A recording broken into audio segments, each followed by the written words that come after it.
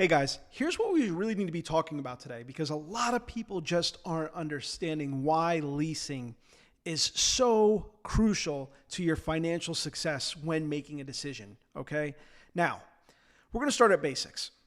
Every single transaction in a car involves a few certain common denominators. There is your MSRP. MSRP stands for manufacturing suggested retail price.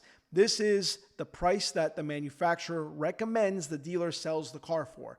They have the option for selling it for more. The question is, they may or may not, depending on market conditions. The way that we have seen it post-COVID up until now is that a lot of vehicles, due to the war in Ukraine, have been getting sold way above sticker because the inventory and the supply just wasn't there.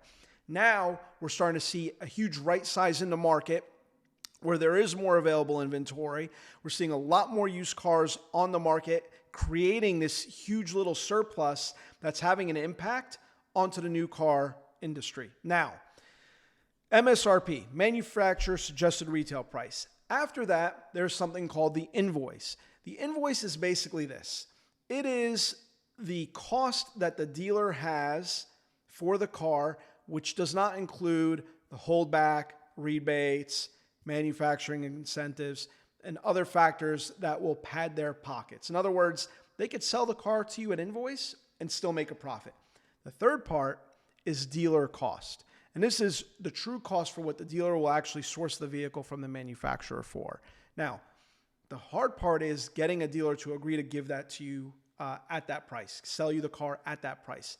They most likely won't, but the reality is, depending on where we are in the market, that will have a significant impact. Now, all these factors are going to be taken into consideration when we think about leasing or financing a vehicle.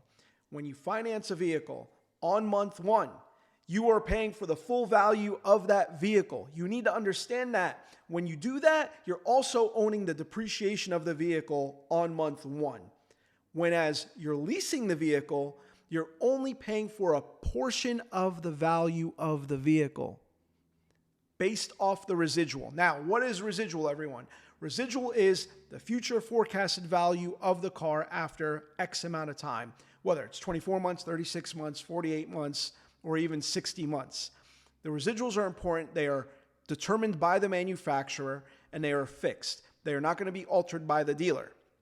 This is important to know because you're going to take the residual and combine that with the overall sale price in the car, and that will give you your monthly lease payment. That's why lease payments are so much less than financed payments. To sum it up, guys, financed payments are 100% based off the value of the vehicle spread over a fixed amount of time. Lease payments are residualized cost of the vehicle spread over a fixed amount of time. There's a key difference. Now, the next part is this. Why would people want to lease versus buy?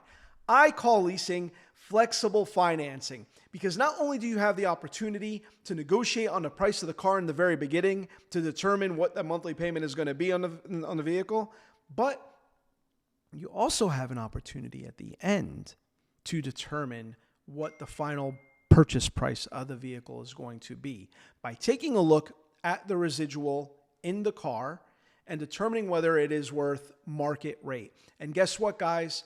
If it is not worth what the residual says in the contract, you could turn the vehicle in and walk away. Or if it is, you could just buy the car outright. That is your call. What a lot of people don't understand is leasing offers you the financial flexibility that most people seek to have when they're going through the second most important purchase of their lives. Guys, this is not the same as buying a home. Buying a home, which is the most expensive purchase you're going to make in your life, makes sense because right off of month one, your house can appreciate. Homes are typically appreciating assets, whereas vehicles depreciate over time. So why would someone want to own that full financial burden right away on month one by financing the car? It's always smarter to lease, determine what the value of the vehicle is after a certain amount of time, and then decide if it makes sense to buy it. The next thing that we need to talk about is that when you lease a vehicle, it does come with a mileage restriction. Now, what is the concept behind this? The concept behind a mileage restriction is tied again to the residual. You guys are going to hear me say residual way too many times, but a residual is a fixed future price of the vehicle. To predict that price, you have to be able to predict how many miles are going to be on the car. You can't really predict wear and tear or whether you're going to bang the car up, but what you can predict is how much someone is going to drive the car. So when you lease a car, it comes with mileage restrictions. Now, if you follow my leasing hacks, you won't have to worry about how many miles you're putting on the car. The reason being is you can drive it for as long as you want and as much as you want. Prior to lease maturity, you're going to assess whether the vehicle is worth more or less than the residual value. If it's worth more, you're going to buy your car out and you're going to keep it because you have equity in it.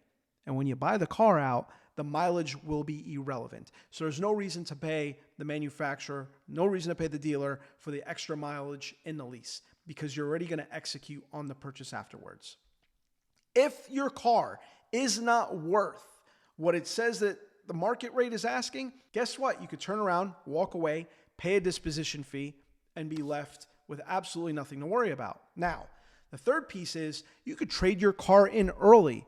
If you decide to trade your car in early, then you're not going to have to worry about the mileage and you don't have to worry about the wear and tear that you put on the car. In all three of these cases, the lease is going to still be the best bet.